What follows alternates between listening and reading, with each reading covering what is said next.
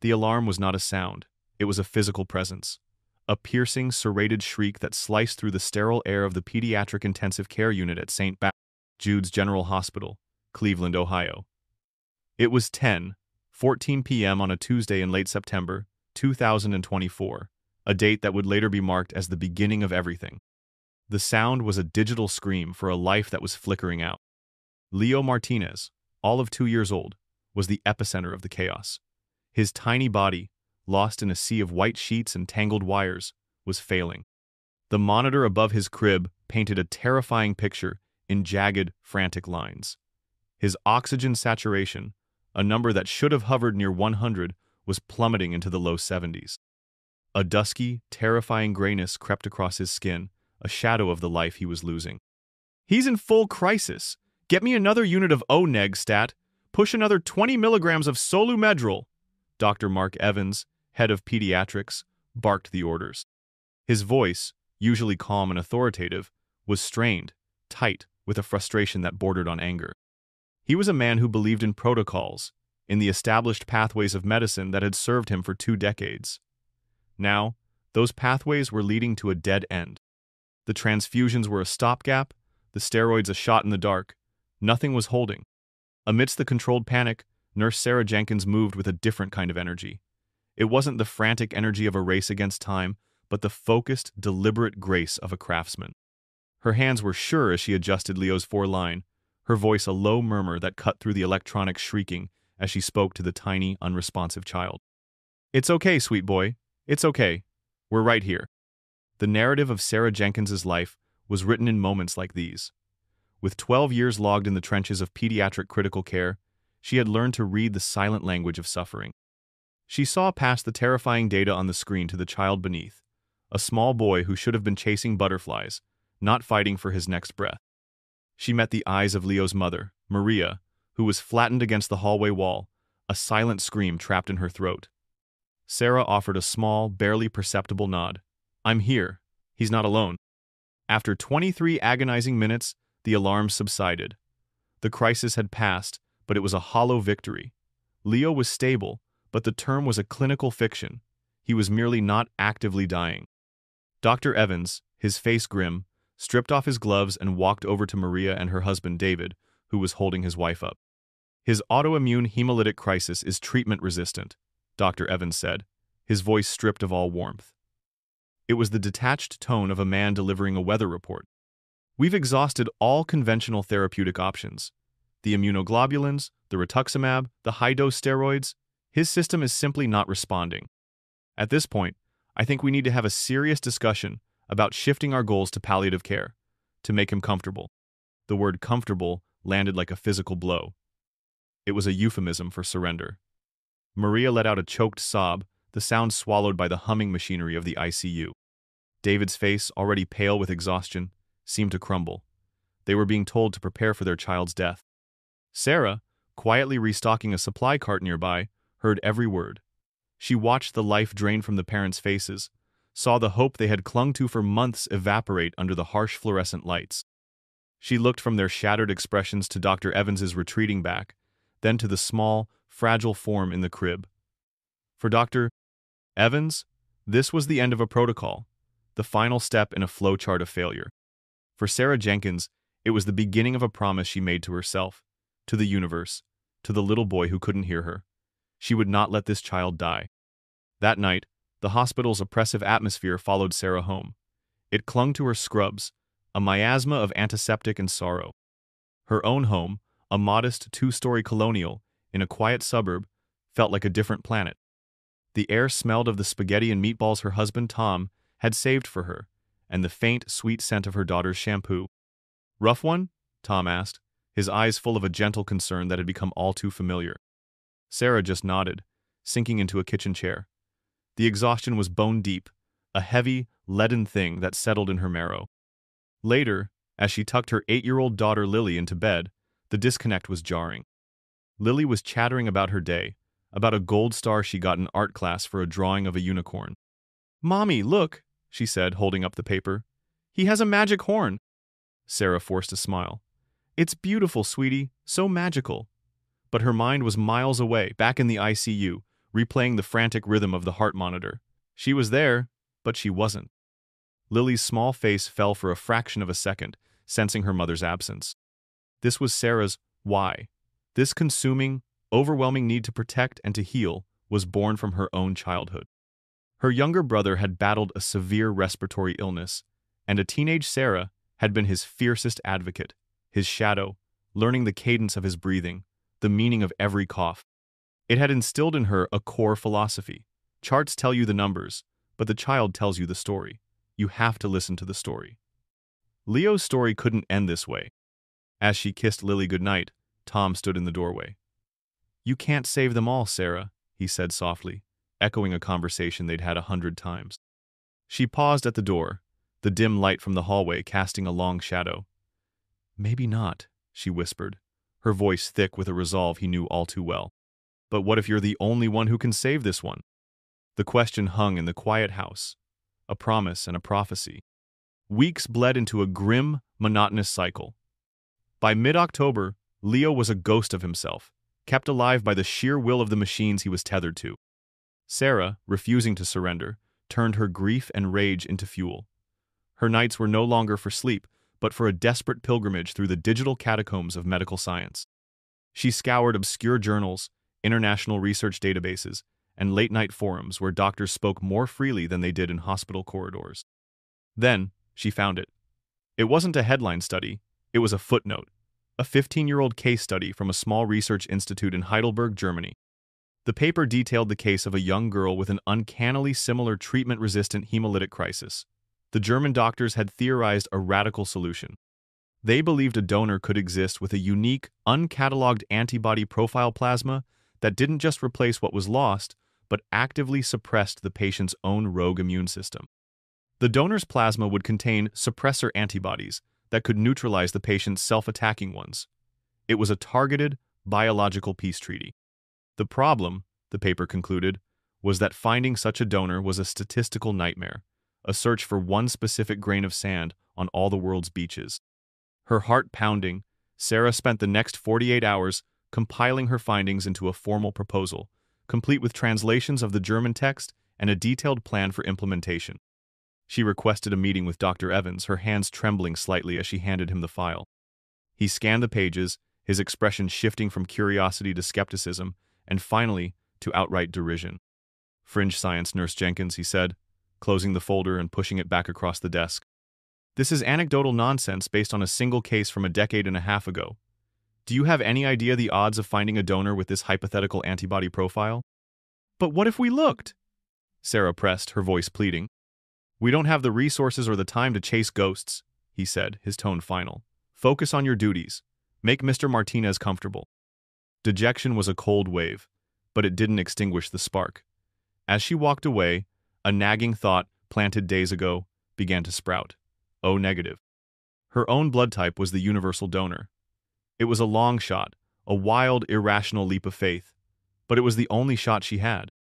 That afternoon, she called her old friend, Dr. Ben Carter. Ben had left the hospital grind years ago to open a small, private blood lab and diagnostic clinic.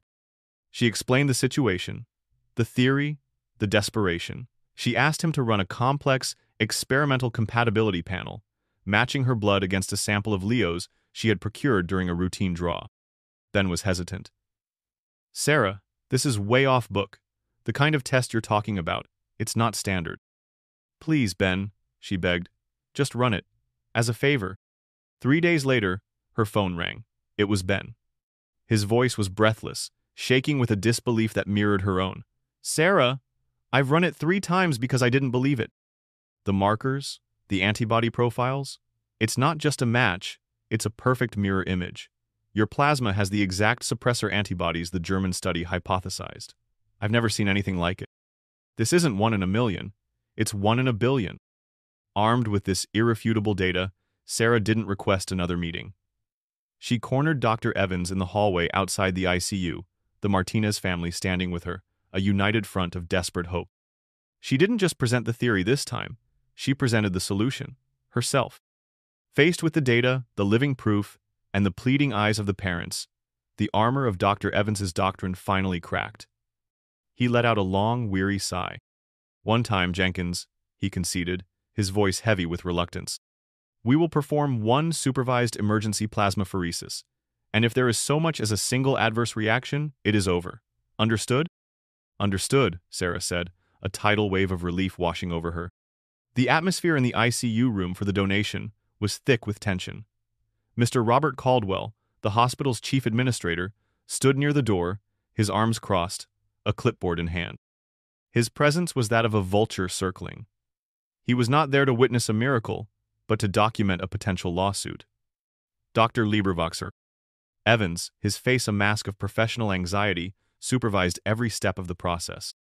Sarah lay on a gurney, her own arm outstretched, watching as her blood was drawn, circulated through the whirring plasmapheresis machine that separated the golden plasma, and then slowly, carefully, infused into the IV line connected to Leo in the adjacent crib. It was a surreal, intimate connection, her own life force flowing into his. The effect was not gradual, it was breathtaking. Within 3 hours, the frantic lines on Leo's monitor began to soften, to find a steadier, calmer rhythm. The ghastly gray pallor of his skin began to recede, replaced by a faint, healthy pink. By the next morning, when Sarah came in for her shift, Leo was not only stable, he was awake, alert. And for the first time in nearly 2 months, he looked at his mother and gave a weak, wobbly, but undeniable smile. Maria Martinez's sob was not one of sorrow this time, but of pure, unadulterated joy. David held her, tears streaming down his own face. Even Dr. Evans, the staunch man of science, stood frozen, staring at the child, then at the monitor, then back at the child, his professional skepticism visibly melting into stunned awe. The triumph, however, was a fragile, fleeting thing. That afternoon, Sarah was summoned to Mr. Caldwell's expansive, sterile office on the top floor. The view of the Cleveland skyline was spectacular, but the climate inside was Arctic. Dr. Evans was already there, looking uncomfortable. Caldwell did not ask her to sit. He remained standing behind his large mahogany desk, a bastion of corporate authority. What you did this morning, Nurse Jenkins, was create an unacceptable liability for this institution, he began, his voice flat and cold. An unsanctioned, unproven, and highly unorthodox treatment using an employee as a biological donor is a legal and ethical minefield. But it worked, Sarah said, her voice barely a whisper. You saw him. What I saw, Caldwell retorted, was a deviation from established, board-approved protocol. The patient was temporarily stabilized in an emergency situation. For that, you did your job. Now, we will revert to standard care. This experiment, he said the word with palpable disgust, is over. There will be no further donations. That is a direct order. Sarah stared at him, dumbfounded. He was talking about the child who was smiling for the first time in months as if he were a failed quarterly report. She looked to Dr. Evans for support, but he simply stared at the floor, a subordinate who had been put back in his place. The hope that had bloomed so brightly just hours before was ruthlessly extinguished. The reprieve lasted 36 hours. Just as Sarah had feared, without the support of her suppressor antibodies, Leo's system began its relentless self-destruction once more. The alarms started their shrill symphony again. The numbers on the monitor began their terrifying descent. The Martinez family was frantic. They begged Dr. Evans, who now hid behind Caldwell's directive. My hands are tied, he told them, his eyes avoiding theirs. Hospital policy is clear. That night, after a brutal shift spent watching Leo fade, Sarah made a decision that would alter the course of her life. She drove to the cheap motel near the hospital where the Martinez family had been staying for months. She knocked on their door, and when they opened it, they saw a look in her eyes they had not seen before. Not just compassion, but a steely, rebellious fire. The hospital won't help him, she said, her voice low and steady. So we have to do it ourselves. In the cramped, dimly lit motel room, she laid out a plan that was as dangerous as it was brilliant. It was a conspiracy of hope. She would go to Ben Carter's private clinic after her shifts. He was terrified of losing his license, of the legal repercussions, but he had seen the data. He knew what Sarah's plasma could do. Moved by her unwavering resolve, he reluctantly agreed. For a processing fee, he stipulated, a thin veil to give them all a shred of legal deniability. The Martinezes agreed without hesitation, ready to drain their savings account. The routine they established was a grueling, clandestine ballet. Each day, Sarah would finish her 10-hour shift, her body already aching. Then, she would drive to Ben's clinic, where he would draw her plasma. The process left her feeling weak, dehydrated, and perpetually drained. David Martinez would then pick up the cooled, unmarked bag of golden liquid and smuggle it into St. Jude's in a nondescript cooler bag, looking like any other visitor bringing snacks. In the dead of night, with David standing guard at the door of Leo's room, Maria, who had been taught by Sarah how to manage the IV settings, would administer the life-saving infusion herself, a prayer on her lips with every drop. The physical toll on Sarah was immense. She grew paler, thinner, dark circles became permanent fixtures under her eyes. At home, her lies to Tom about extra shifts and doublebacks became more frequent and less convincing. One evening, Lily ran to her with a new drawing, this one of their family. Sarah, depleted and lightheaded from that day's donation, could only offer a weak smile before sinking onto the couch, too exhausted to engage. She felt the chasm between her two lives widening, the sacrifice for one child costing her precious moments with her own. This was the true price, paid out in secret installments of her own vitality. Weeks passed, and November settled over Cleveland with a cold, gray dampness. In the ICU, Leo Martinez was a medical enigma. To the hospital staff, he was the miracle child who had inexplicably stabilized. He was not just holding on, he was improving. He was gaining weight. His color was good. Dr. Evans was not a fool. He knew this kind of sustained recovery was impossible under the current regimen of standard care. His suspicion coalesced around the one variable that didn't fit: Sarah Jenkins. He began to watch her, his gaze a palpable weight during her shifts. He ran secret toxicology reports on Leo, searching for unprescribed medications, but the tests always came back clean. The atmosphere on the ward grew tense as he discreetly questioned other nurses about Sarah and the Martinezes. One afternoon, he cornered her in a supply closet, his voice a low, accusatory hiss.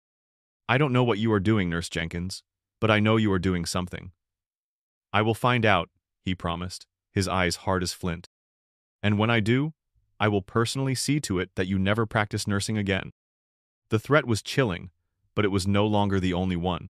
A junior nurse on the floor, motivated by a toxic mix of professional jealousy and a misguided sense of duty, had been observing the strange, quiet rhythm of the Martinezes' nightly vigils.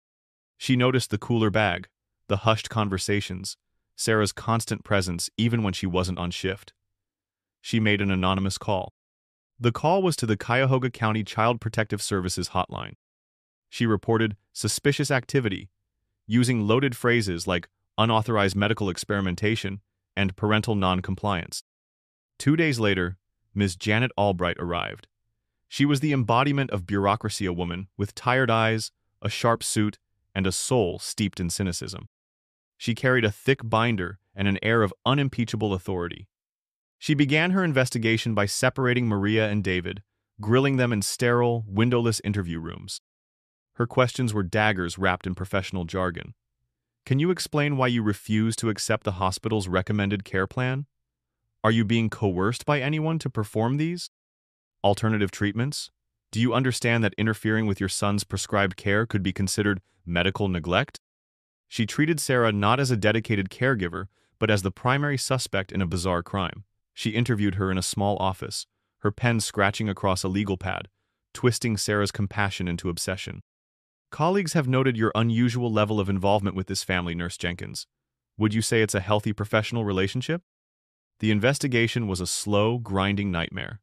Miss Albright, having seen the worst of humanity, was incapable of seeing the best.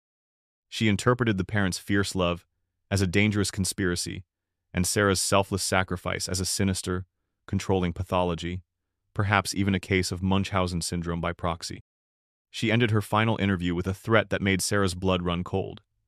"If my investigation finds that this child is in an unsafe environment, I will not hesitate to have him removed from his parents' custody and made a ward of the state."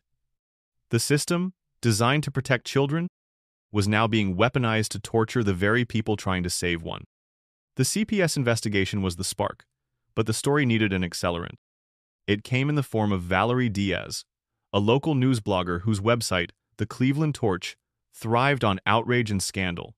The anonymous tip that had gone to CPS also went to her. She didn't have all the facts, she didn't want them. She had the salacious, cherry-picked details. A rogue nurse, a secret blood ritual, a desperate family, a CPS investigation. It was a perfect storm of clickbait. The headline went live on a Tuesday morning, and it hit the local community like a firebomb. Rogue nurse at St. Jude's General endangers dying toddler with voodoo blood rituals. The article was a masterpiece of character assassination. It painted Sarah as a narcissistic thrill-seeker with a dangerous hero complex, a vigilante in scrubs, playing God. It portrayed the Martinezes as gullible, uneducated people being manipulated into harming their own child. Diaz used words like untested, dangerous, and cult-like to describe the plasma infusions. There was no mention of Leo's terminal diagnosis or his miraculous recovery. The story went viral.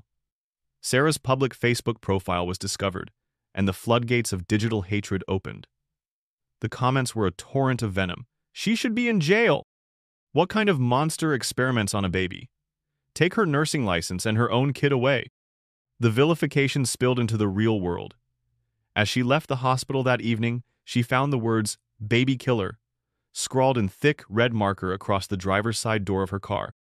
The hospital's reaction was immediate and cowardly. Mr. Caldwell's office issued a public statement within hours. St. Jude's General Hospital has been made aware of serious allegations concerning the unauthorized actions of a staff member. We have no knowledge of these alleged actions, which deviate completely from our rigorous, evidence-based standards of care. We are fully cooperating with authorities in their investigation. In one fell swoop, they washed their hands of her, throwing her to the wolves to protect their precious reputation. That night, the last pillar of her world crumbled. Tom, having been sent the link to the article by a dozen concerned friends, was waiting for her when she got home. He held up his phone, his face a mask of fury and fear. "What is this, Sarah? Voodoo blood rituals? A CPS investigation? You told me it was extra shifts." The lie, maintained for months, evaporated. The ensuing fight was a hurricane of pent-up fear and resentment. "You're going to lose your job," Tom yelled, his voice cracking. "You could go to jail. They're threatening to take our daughter, Sarah. You are destroying this family for a child that isn't even yours." Lily, awakened by the shouting, stood crying in the hallway. Sarah looked from her husband's enraged face to her daughter's terrified one. Her entire world, her career, her reputation, her freedom, her family was collapsing, all because she had refused to let a little boy die. The final hammer fell on a cold, gray morning in the first week of December. The blog post and the ongoing CPS investigation had given Caldwell all the ammunition he needed. He assembled his tribunal. As Sarah clocked out from her shift, she was met by Caldwell, Dr. Evans, two imposing hospital security guards, and the grim specter of Ms. Albright from CPS. They didn't lead her to an office. The confrontation happened right there, in the main corridor, a public execution. Caldwell, his face a mask of triumphant disdain, handed her an envelope. "This is a notice of your immediate and indefinite suspension pending termination, effective immediately," he declared, his voice loud enough for other staff members to hear. "Furthermore, the hospital has been granted this." He produced a second document. "It's a temporary restraining order. You are legally barred from setting foot on hospital grounds. You are a danger to our patients and a disgrace to this institution." Dr. Evans stood by, his face unreadable, a silent co-signer on her professional death warrant. The security guards, men she had shared coffee with, stepped forward. "Ma'am, we need to escort you out." The authority was absolute. Humiliated, stunned, and heartbroken, Sarah was marched through the hospital like a criminal, her colleagues watching with a mixture of pity and fear. The automatic glass doors slid shut behind her, sealing her out. The consequences were immediate and catastrophic. For the Martinezes, their lifeline was severed. Caldwell and Albright informed them that Leo was now effectively a ward of the hospital. If they attempted to leave with him, they would be arrested for kidnapping and child endangerment. They were prisoners, forced to watch as their son, deprived of his daily infusion, began the inevitable terrifying decline.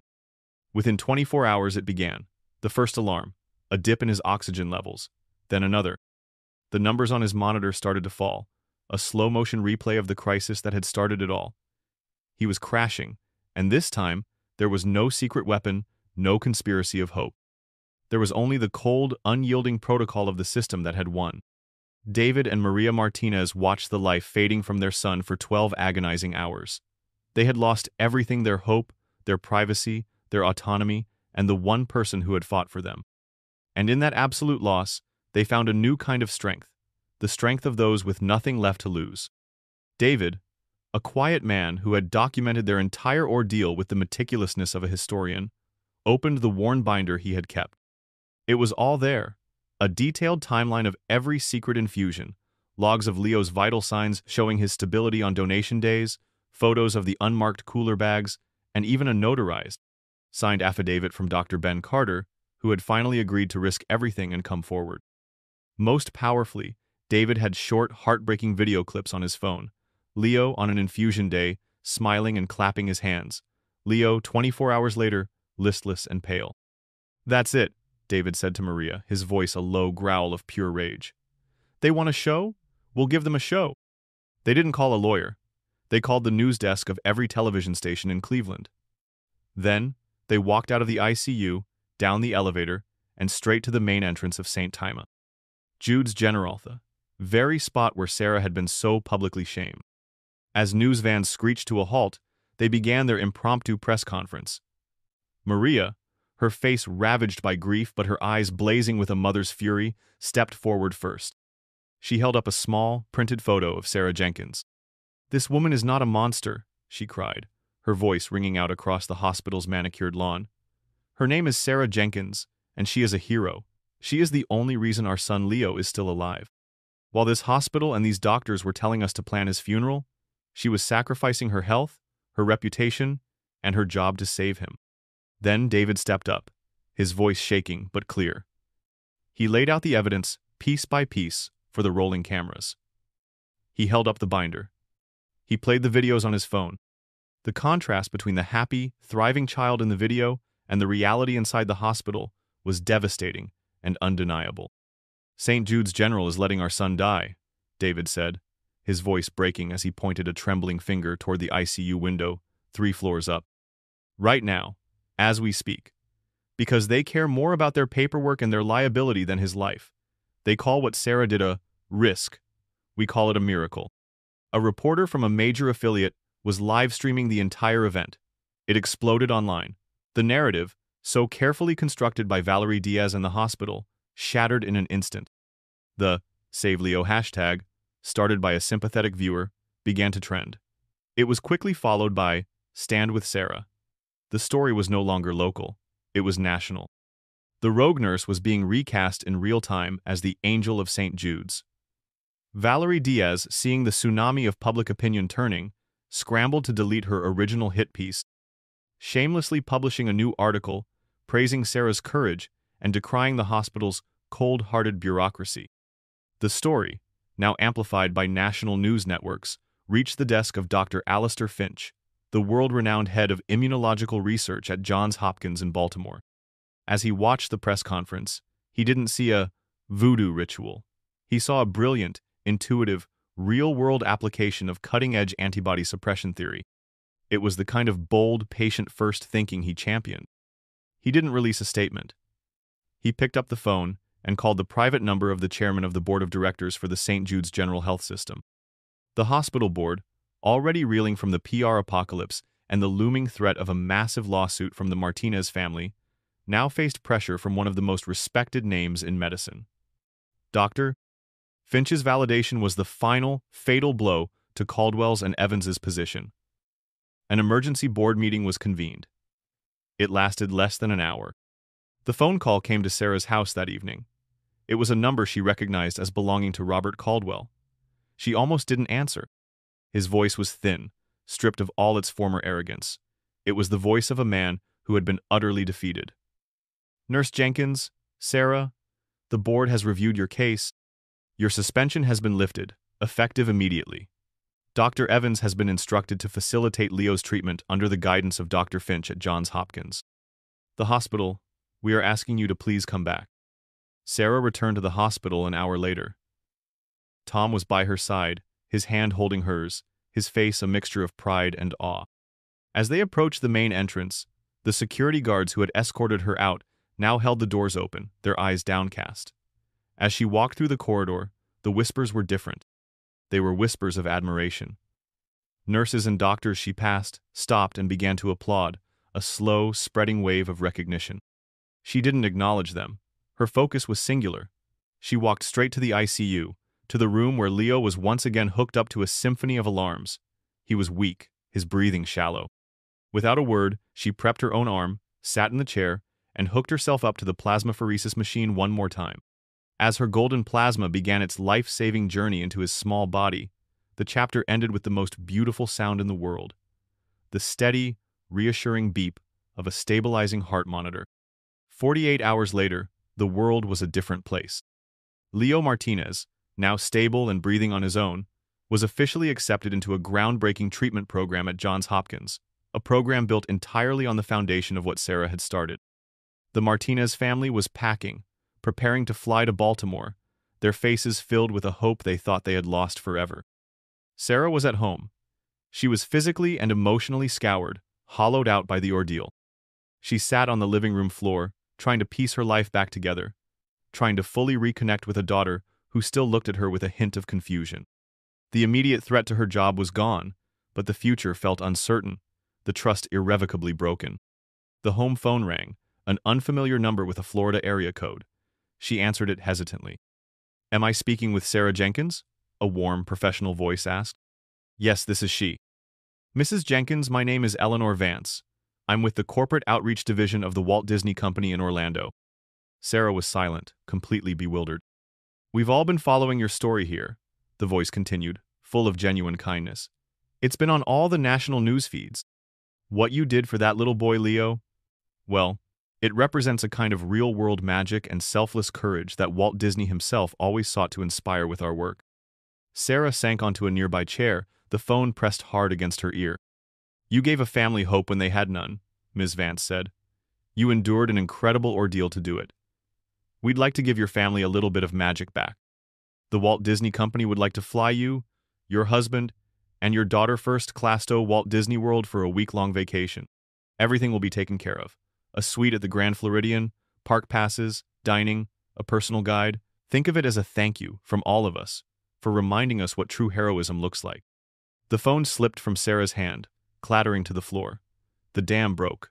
She folded in on herself, and for the first time she cried. Not tears of stress or fear or humiliation, but tears of pure, unadulterated release. It was the cry of a soldier after the war is over. Tom rushed to her side, wrapping his arms around her. Lily, seeing her mother's tears but sensing they were different this time, came and squeezed into the hug, her small arms wrapping around both their necks. It was the catharsis, the rain after the drought, the quiet dawn after the long, brutal night. The trip to Disney World was less a vacation and more a resurrection. It was a week painted in vibrant, impossible colors, a stark contrast to the sterile whites and grays that had defined Sarah's life for months. The first-class flight itself was a wonder, a luxury so profound it felt like a dream. They saw Sarah laugh a full, deep, unburdened laugh as she spun in a teacup with Lily, her face flushed with simple joy. They saw the look on Lily's face, a constellation of pure awe, as she met Cinderella, her belief in magic palpably restored. They saw Tom and Sarah walking through Epcot at night, hand in hand, their connection not just repaired but forged into something stronger in the crucible of the past few months. One evening, as they stood before the castle, watching the fireworks explode in glittering chrysanthemums against the inky black sky, Sarah felt a profound sense of peace settle over her. The fight had been horrific. It had cost her pieces of herself she might never get back, but as she watched the reflection of the spectacle in her daughter's wide eyes, she knew it had been worth it.